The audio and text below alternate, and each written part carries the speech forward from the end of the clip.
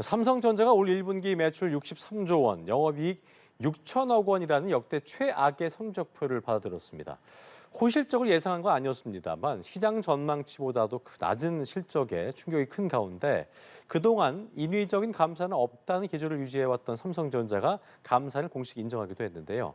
이번 실적의 의미부터 반도체 업황은 언제쯤 반등할지 관련 내용들 김대호 경제학 박사와 짚어보겠습니다. 어서 오십시오. 네, 반갑습니다. 저희가 지난 시간에 삼성전자의 어닝 쇼크를 좀 전망했었는데 성적표를 이제 보셨잖아요. 예상보다 훨씬 더 안 좋네요. 어땠습니까? 네, 삼성전자의 1분기 실적이 나왔는데요.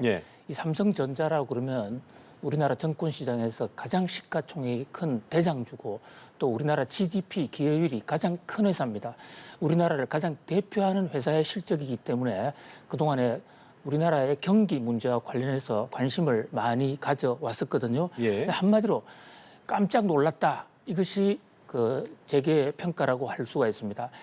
보통 일반적으로 사람이나 기업이나 평소에 하던 실적이나 하던 행동과 다른 행동이 나왔을 때 깜짝 놀랐다 이런 표현을 쓰는데요. 이 우리나라 말에는 예상보다 다르면 다 깜짝 놀랐다고 똑같지만 영어에서는 놀라는데도 좀 질이 다른 두 가지 패턴이 있어요. 어떻습니까? 하나는 예상보다도 굉장히 잘했다. 그러니까 공부를 못하는 사람이 성적 갑자기 좋아졌다 이러면 이것은 놀라도 스프라이즈, 깜짝 놀랐다는 건데 희망적으로 놀랐다. 서프라이즈. 예, 그다음에 또 놀랐다는 표현 중에 하나가 쇼크가 있는데 이것은 공부를 잘하는 사람이 너무 못했다. 그러니까 비판적인 관점에서 비관적인 관점에서 놀랐다 이런 걸 쇼크라고 그러는데 삼성전자 실적을 한마디로 얘기하면 그야말로 어닝 쇼크. 어닝이라는 것은 영업 실적이거든요. 실적이 평소에 삼성전자로서는 도저히 상상할 수 없는 그러니까요. 아주 처참한 결과를 냈다. 이렇게 볼 수가 있거든요. 네. 자, 영업이익이 6천억 원입니다. 삼성전자의 규모로 봐서는 이것은 뭐 14년 만에 가장 낮아지는 역대급 감소인데요. 현재 전분기 대비로 보면 95.75%가 날아갔어요. 그러니까 4.25%만 남아있는 간신히 적자는 면했습니다만은 그러나 엄청나게 줄었다. 매출도 무려 19% 감소했습니다.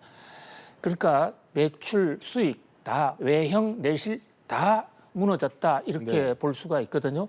이게 뉴욕 증시나 우리 코스피, 코스닥에서 정권사나 금융시장에서 애널리스트들이 삼성전자가 1분기에 상당히 나쁠 것이라고 예상을 했는데 그보다도 또 더 나쁜 거예요. 그만큼 삼성전자가 1분기에 상황이 안 좋았다. 그에 따라서 한국 경제도 안 좋았다 이렇게 볼 수 있는데 특히 반도체 부분은요.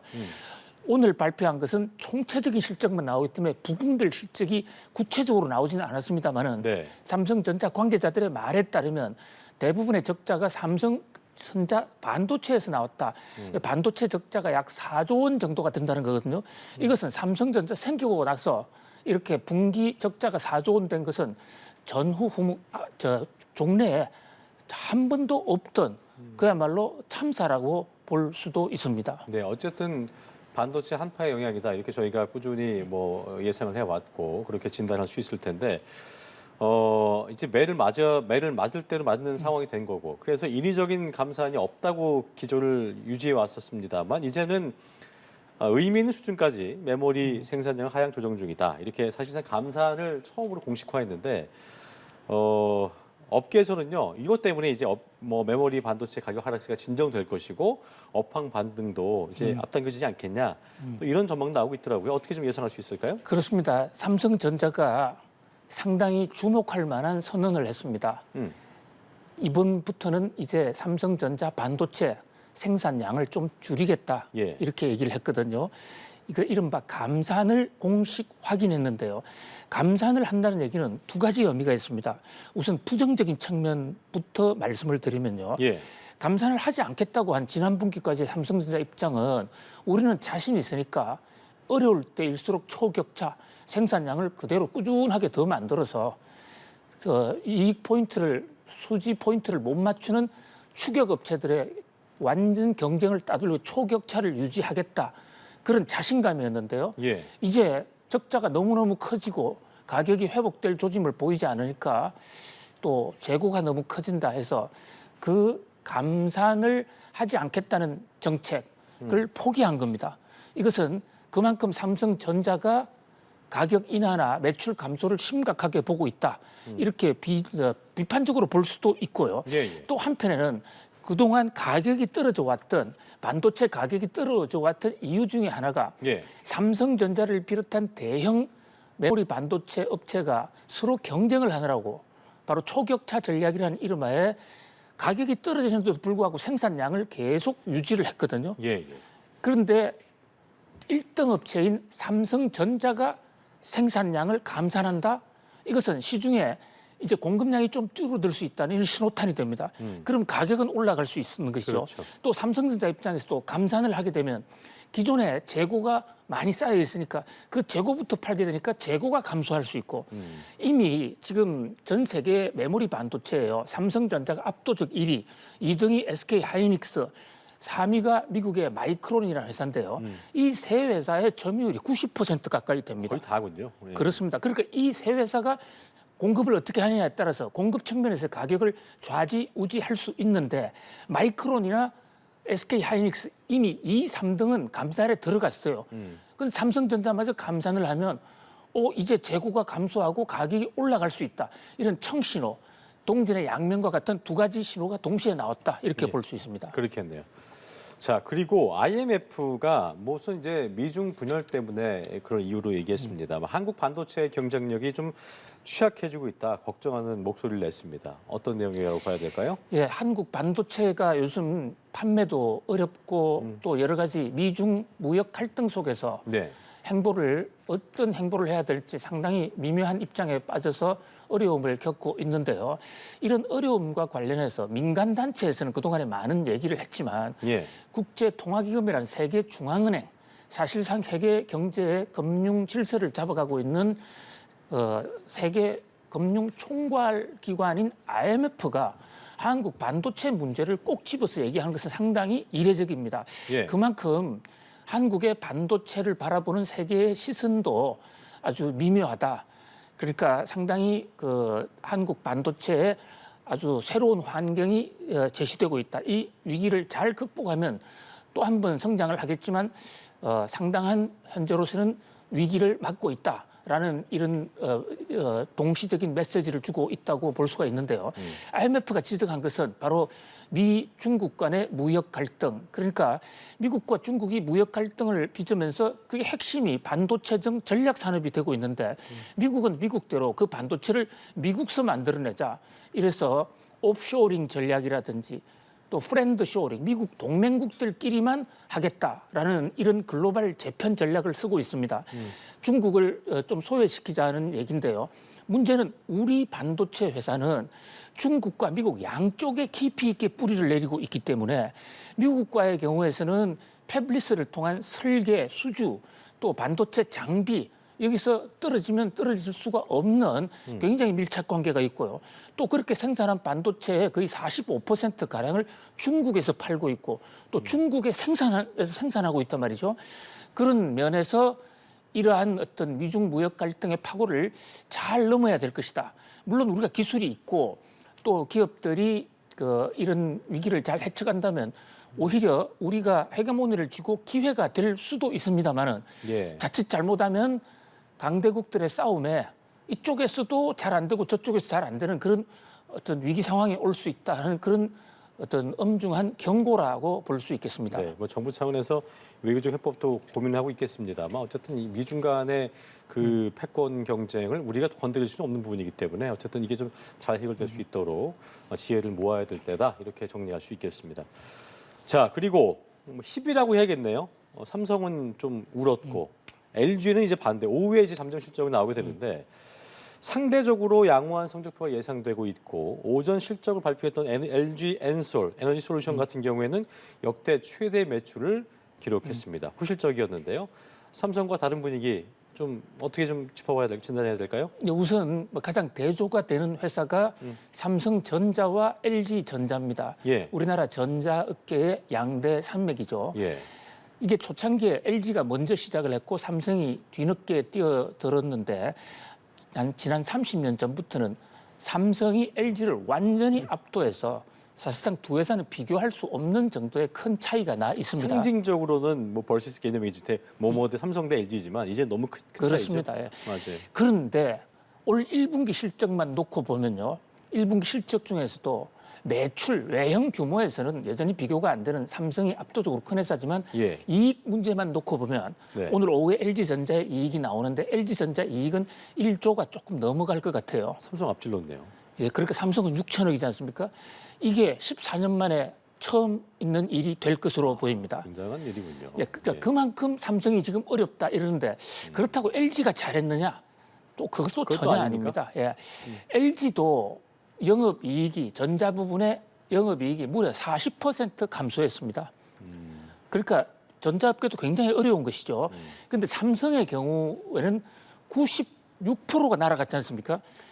이 삼성과 LG의 가장 큰 차이는 삼성은 반도체를 하고 있고 LG는 반도체가 없습니다. 예. 반도체를 이미 오래전에 포기했거든요. 생활 가전 등이 있죠. 그렇습니다. 이 반도체가 워낙 덩치도 크고 거기서 영업 가득 이익률도 굉장히 높았는데 여기서 사조란 적자가 나니까 삼성은 전자 일반 가전 부분에서는 흑자를 내고도 전체 흑자가 6천억 정도로 줄어들었는데 예. LG는 이 그 반도체가 없으니까 그냥 그대로 1조 원 정도의 가전 부분에서 이득이 났다. 이렇게 볼 수가 있습니다. 매출 총 판매 규모에서는 압도적으로 삼성전자가 많고요. 자, 또 하나 주목할 회사는 LG 솔루션. 엔솔이란 예. 에너지 엔솔. 솔루션이라는 회사입니다. 네. 원래 LG 화학에서 이른바 쪼개기 분할을 해서 나온 회사인데요. 배터리를 만드는 회사인데 이 회사의 매출 영업이익은 시장 예상보다도 훨씬 더 컸습니다. 이것은 현재 전기차 전환을 하면서 미국에서 한국산 전기차 배터리를 집중적으로 사가고 있기 때문이기도 하고요. 또 이번 분기에 미국의 배터리 공장을 지으면 미국 정부에서 보조금을 주는데 그것을 연간 단위로 주는데 이번 회계장부에 LG전자가 그것을 다 계산에 집어넣은 거예요. 예. 그러니까 이것은 생각보다도 흑자가 더 많이 난 것으로 좀 과대평가된 측면이 있죠. 그러나 어쨌든 전체적으로 어려운 정말 이 보리고개에 뭐 배터리 부분이나마 그나마 선방했다는 것은 뭐 상당히 고무적인 현상이다 이렇게 볼 수 있겠습니다. 네, 대기업의 희비를 저희가 함께 확인해봤고 최근에 먹거리 물가가 뭐 계속 오를 대로 올라서 많은 서민들이 힘들어하고 있는 상황인데 정부 가격 인상 자제 압박이 좀 통했다는 분석이 나오고 있는 것이 유통업계 일부에서 이제 일부 품목의 어떤 가격 인상을 철회한다거나 동결하기로 결정했는데 문제는 이제 이게 계속 오를 거라는 거는 뭐 자재비도 그렇고 원자재 값도 그렇고 인건비도 그렇고 결국 오를 것이다. 지금 동결했지만 이런 분석이 나오고 있더라고요. 그러니까 추가 악재가 될 만한 변수들도 있을 텐데 이 부분 좀 짚어보겠습니다. 지금 물가가 엄중합니다. 이 인플레 잡는데 모든 희생을 우리가 다 감수하고 있는 그런 상황인데요. 그런데 지금 품목별 그 내역 구성을 보면 예. 우리나라 국가 경제 물가에 가장 위협이 되는 것은 바로 식품, 가공식품 물가입니다. 식품 회사들이 만들어서 내는 라면값 또는 밀가루값, 설탕값 이런 것이 치솟아서 이것이 전체 물가를 폭등시키는데 아주 주역 중에 주역 역할을 하고 있거든요. 예. 그래서 정부가 지난해 말부터 특히 올해는 상당히 강도를 세게 해서 좀 물가를 인상하는 업체에 대해서 물가 인상을 자제해달라. 최근에 소주값, 맥주값, 뭐 그 밖에도 각종 생수값 이런 데에 직접적으로 정부가 좀 규제를 하고 나섰어요. 그래서 일반 이제 기업들이 여기에 호응을 한 건지 아니면 뭐 어떻게 정부가 하니까 어쩔 수 없어서 울며 겨자 먹기로 했는지 일부 업체에서 가격 동결을 하는 데가 나오고 있습니다. 예. 뭐 결과론적만 놓고 보면 식품 물가가 조금 둔화될 수 있는 뭐 그런 면이긴 한데 전 세계적으로 보면요. 지금 미국 같은 데는 식품 물가가 좀 잡혔거든요. 잡혔습니까? 어느 정도요. 어느 정도? 그런 면에서 우리나라 식품 물가 상승은 세계적인 추세, 특히 우크라이나 전쟁으로 인해서 원가가 많이 올랐다고 그러는데 예. 지금 국제 원가 20개 품목 중에서 19개 품목은 오히려 우크라이나 전쟁 이전으로 다 돌아갔습니다. 근데 물론 인건비가 오르고 물류비가 오르는 측면은 있지만은 이 대목을 감안할 때 우리나라 가공식품 업계의 물가 상승이 그동안 좀 너무 가팔랐다. 이런 지적이 있어요. 예. 그런데 이것을 정부 통제로 하는 것은 좀 한계가 있을 수가 있죠. 정부가 이렇게 하지 말라 이러면 앞에서는 안 하고 뒤로 돌아가서 물건 양을 줄인다든지 예. 또는 뭐 다음 주라도 바로 물건을 올릴 수 있으니까요. 이제 그런 각도에서 우리나라 입장에서도 이제 미국 등 선진국처럼 식품을 생산할 수 있는 누구든지 시장에서 참여할 수 있는 이 규제를 좀 대폭 풀어서 경쟁 체제를 유지하고 예. 또 가격 원가 이런 것을 좀 수시로 공시를 해서 업계의 자율적인 가격 인하를 유도해 가야 될 필요가 있지 않을까 이런 생각을 해 봅니다. 저희가 아까 뭐 여쭤봤습니다만 오펙 플러스가 최근에 추가 감산도 한다고 했고 공공군요금도 정부가 일단 유예하긴 했습니다만 그때 저 박사님께서 말씀해 주신 것처럼 결국에는 이걸 동결시켰을 땐 그 후에 또 급격하게 오를 그런 부분들이 더 부정적인 상황을 가져올 수 있기 때문에 조심해야 된다는 말씀해 주셨는데 이런 물가 변수들이 앞으로 미칠 영향도 좀 짚어볼 필요가 있을 것 같습니다. 그렇습니다. 식품 물가에 이어서 이제 공공요금, 특히 전기요금, 가스값 이것은 올리지 않게 되면 또 다른 부작용이 생기기 때문에 그렇죠. 가격 인상 부분만큼 뭐 어떤 반영을 할 수밖에 없을 것으로 보입니다. 그렇다 보니까 정부의 물가 억제 노력이 뭐 상당히 좀 도전을 맞고 있다 이래 볼 수가 있는데요. 특히 국제 유가에서 산유국들이 감산을 하면서 국제 유가가 좀 오름세를 보였는데 예. 참으로 다행히도 그 상승폭이 크지 않고 지금 좀 멈췄어요. 네. 세계 경기 침체 얘기가 나오면서 수요가 많이 줄고 있거든요. 그래서 지난해 같은 그런 폭발적인 물가 상승은 없을 것이다. 그러나 물가는 심리적인 요인으로 서로 이 도미노 효과가 있으니까 좀 서로가 자제할 필요가 있다. 이런 생각을 해 봅니다. 알겠습니다. 여기까지 김대호 경제박사와 함께했습니다. 오늘 말씀 고맙습니다. 감사합니다.